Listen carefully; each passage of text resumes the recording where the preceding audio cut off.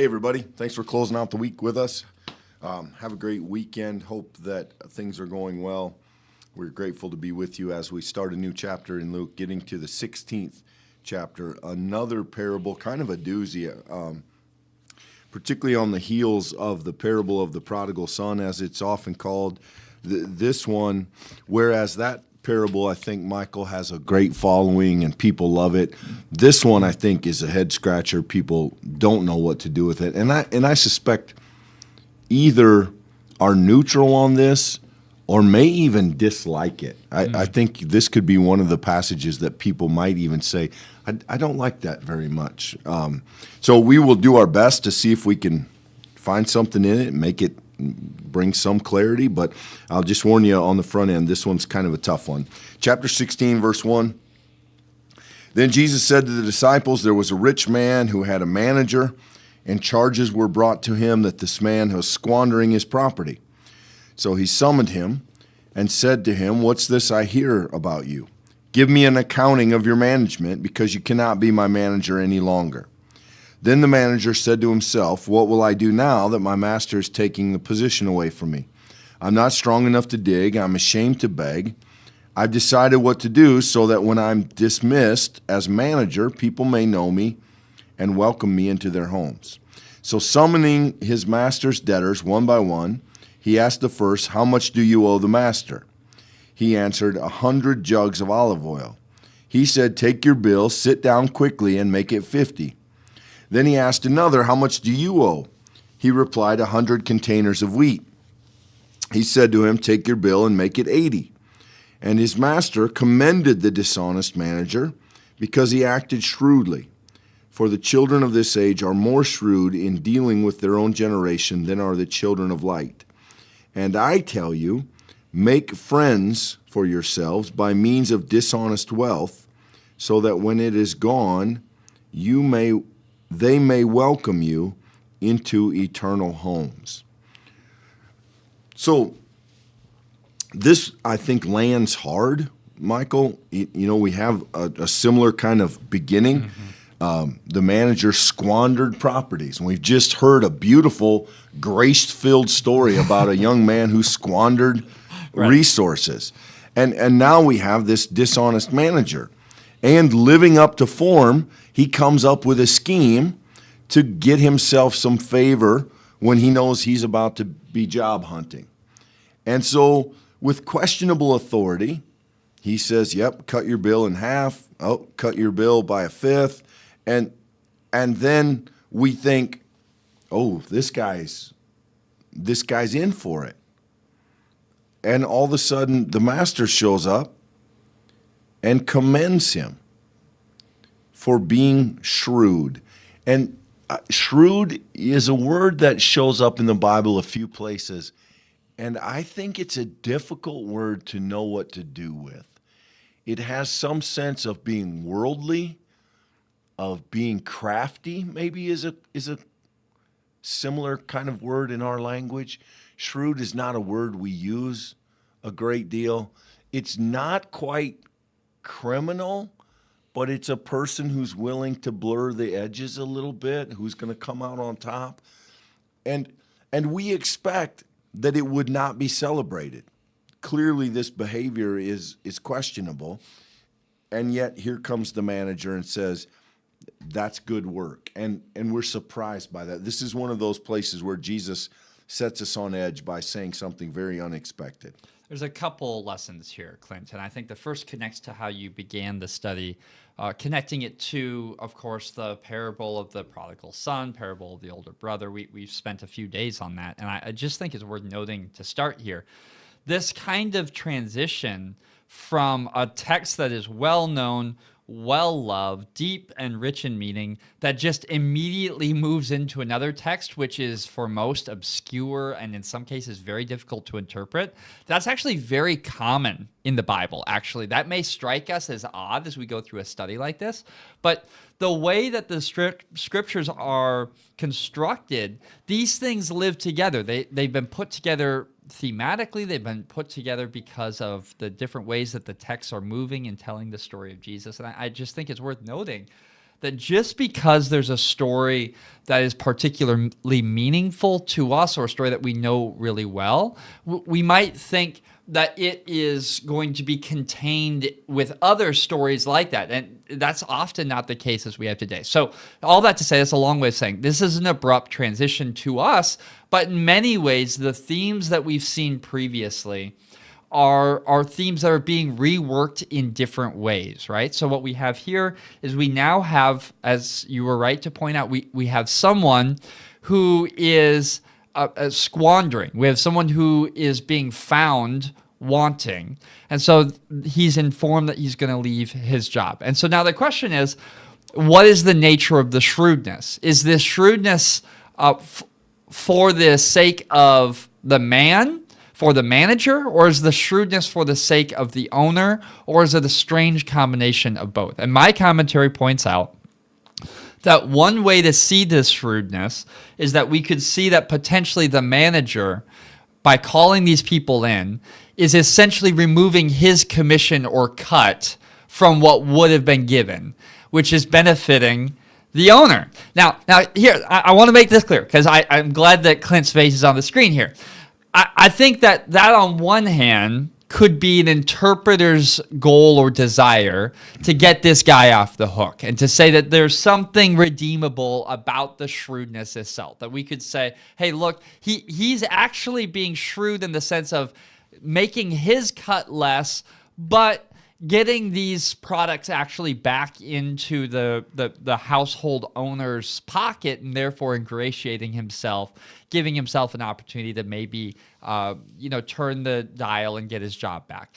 On the other hand, you could say that this is simply a man who's trying to turn whatever levers he's got on his way out the door, and that the owner finds something in the shrewdness of that to be commendable. And the interpretive lens is open, and I think that the text lets us sit in that a little bit. Yeah, and I do think, not to challenge your commentary, Michael, but I do think there is a knee-jerk reaction to try and find a way to make sense of this, to make it about a central point. And so the idea is that yes, he's doing what he has the authority to do. He's forfeiting his own income to guarantee his future, which could then be a sign in Luke of make sure you use your life and your resources in such a way you're in good graces with the master at the end.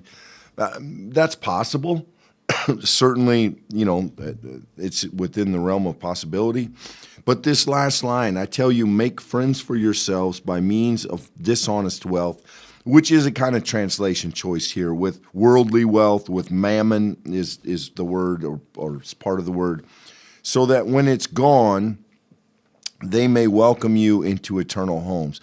This, I think, maybe points us not to a completely happy resolution, but gives us the idea that we're navigating life and possessions and wealth with the goal not of accumulating it and keeping it, but of finding our way into an eternal home.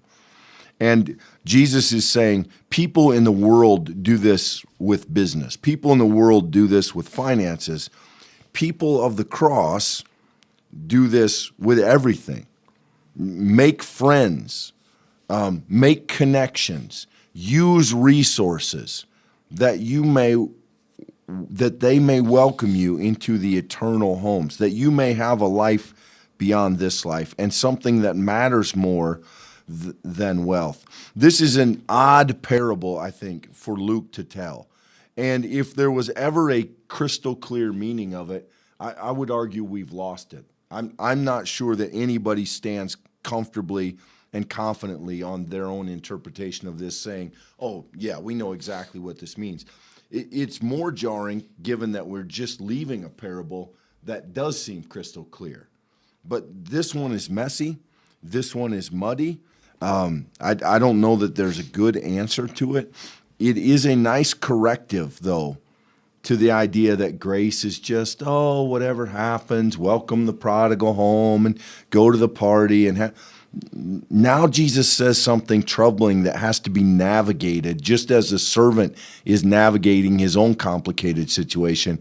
And there's something true in it. I'm just not sure we know exactly what it is. I think that there's an interesting interpretation that we might come to bring to this text if we were to look ahead. In just a few verses, we're going to talk about this, but in just a few verses, Jesus says here, no slave can serve two masters, for a slave will hate the one, love the other, be devoted to the one, despise the other. You cannot serve God and wealth. And I think there's an interesting interpretation that we might come to look backwards once we get there, Clint, and to be able to talk a little bit about the reality that worldly wealth and eternal riches are always put in an interesting tensive relationship with one another, because Jesus, and especially in Luke, this idea that wealth can be a tool that is used in this life rightly or wrongly, but that how we use that tool does have bearings upon the eternal riches that we are given. And I think that with that coming in just a little bit, we might be able to look on a text like this, and we might be able to say, that the friends you gain by dishonest wealth, this is a thing for this life. But when that's gone, all that will matter is the eternal home. All that will matter is whether you're welcomed into the tent that is in light or the tent that is in darkness. And so maybe there's a little bit of a present life wealth on this side versus wealth on the other. I mean, that's certainly a theme that we're going to see fleshed out towards the end of this context. But I want to make it very clear. I have no simple answer to a parable like this. And I think, clearly on the heels of the parable of these two lost sons, and then now you come to this, it is very clearly a very tensive, difficult relationship, a difficult sort of teaching. Because no Christian's going to read this and say, yeah, Jesus is saying, do whatever you want. Go be an Enron executive and steal money, because whatever you do in this life won't matter in the next. Clearly, that doesn't fit the canon of Scripture. So what we do with this is going to require some interpretive work. And I do think it straightens itself out maybe as we get to verse 10 and following. But before we get there, just a word of caution.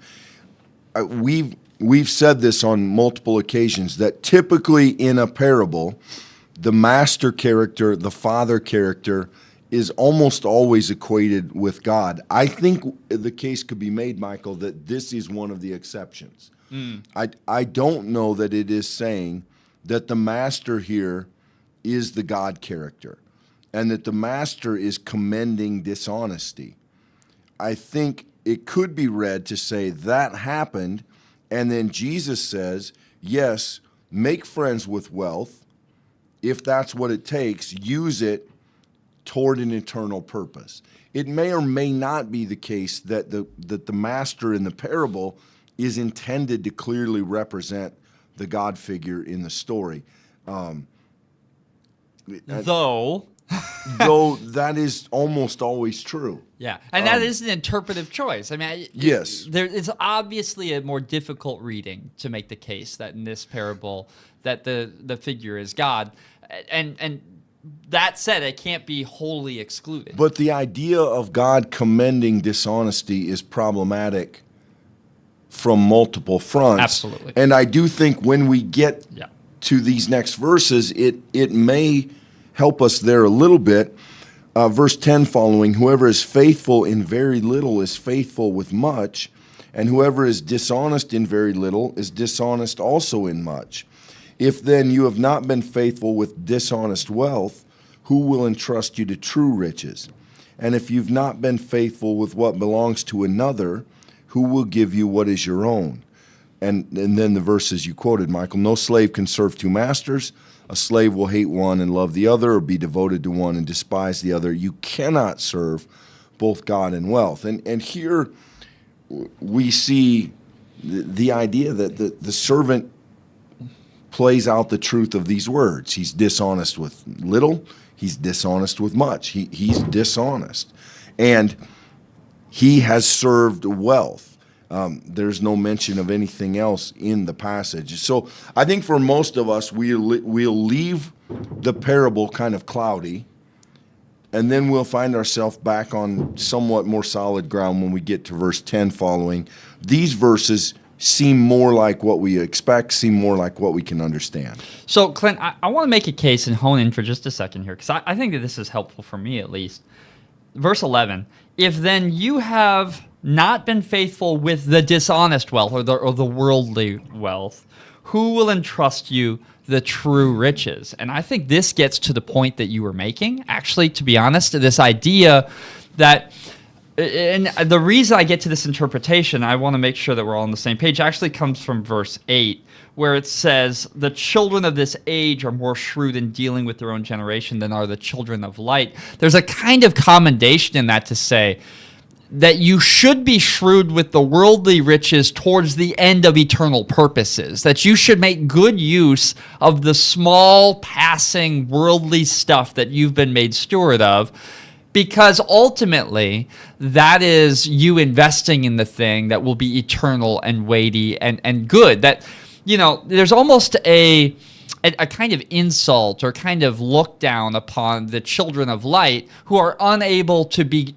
shrewd stewards of the small resources they've been given in the world. And, you know, this reads very differently, Clint, when you read this, if you're in a sort of an American context and there's a lot of privilege and wealth and authority and all of these things are assumed, if that's your context, this may read differently than if you actually don't have access to a lot of worldly resources and power and ability. And from that context, then the idea, well, if you're a slave in the first century, but you're a Christian and you don't have much, but what you have, you don't do much with. If you don't deal with it in a good way, if you don't invest it as best as you can and you don't manage it well, then there could be a lesson in this story to say that then you're not preparing for the worldly riches that you want given to you in eternity, that the kind of gift that God will give us on the other side. I'm making some interpretive leaps there, but I think we could see how that might fit into a first century context reading.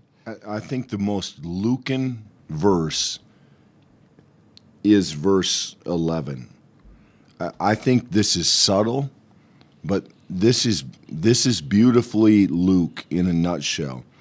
If you've not been faithful with dishonest wealth, and again, this is an interpretive choice. To add the word dishonest here is I think a way that sometimes we've protected ourselves from Luke's message of just wealth. Right. Worldly wealth, I think fits. I'm not a scholar, but worldly wealth, I think, fits Luke's bent more than dishonest, because dishonest means I can still justify my use of wealth if I gained it honestly. Right. I don't think Luke, on the whole, is going to allow that argument. So I would call this, I would say, worldly wealth, but those of us who live in a society that considers that nearly the best you can get, and then Luke says, well, if you can't be trusted with houses and cars and wealth and lake homes and etc., well, who's going to ever give you actually good things? Who's going to give you truly great things? Who's going to give you real riches? And that, for Luke, is a beautiful illustration. Luke sees the best the world has to offer here and the gospel here, and an immeasurable gap between the two. And if you can't manage something like wealth, how are you ever going to manage the good news of the gospel? There is, I just think it's easy to read past that and not understand what it means in the context of Luke's gospel. A beautiful reminder that the best that earth has to offer doesn't approach the least of what heaven has to offer, of what the kingdom has to offer. Yeah, and this connects directly back to the parable that we just read when you come to verse 13. You either hate one, love the other, be devoted to one, despise the other. You cannot serve God and wealth. And what does that manager represent? Someone who didn't care enough about the wealth. He was willing to make deals with, just, right? 50% off, just give us the olive oil. Or, he's willing to despise or get rid of some of that worldly stuff if it would advance the cause, if it could make something happen. And so here, this idea that money's not important enough, wealth's not important enough, worldly stuff isn't important enough for you to get fixated on and hung up on. you've got to choose. Ultimately, that's going to define your life and choices, and you're going to wait for the 100%. You're going to wait for the whole payment of the olive oil in that parable. Or if you serve God, if you are looking ahead to something eternal, riches that matter, then you'll be willing to deal with the worldly stuff and fix the issues that you have to with it. There's a conditionalness in the one if you're serving the other. And Luke is making a point maybe in a way that we would agree with through means that we might struggle to understand, or that may land on our ears in a difficult way. I think that's helpful, Michael, that we take a difficult path to get there, but it delivers us to verse 13, particularly the end of verse 13. You cannot serve God and wealth. And Luke, of all the gospel writers, believes this firmly. This is fundamental to Luke's theology. You cannot be devoted to God and be devoted to wealth. They do not share the spotlight. They do not share the podium. They will inevitably push on one another so that only one remains. And we're going to continue this theme. Luke gives us a real-world application and then a parable application of the idea of serving two masters or loving wealth, and a couple of reasons why Luke is maybe a hard gospel for first-world readers, but we will get to that on Monday. Yeah, and as we do, I just want to close today. Lest you think that this parable, I can't imagine how you could get here to the end of the video, but lest you think that this parable ends with Jesus lauding using money to gain money dishonestly. I just want to make it very, very clear that in the verse to come that we'll get to next week, he makes it explicit, Luke does, that Jesus speaks to the Pharisees who are lovers of money and are enraged by this. So I want to make it very, very, very, very clear.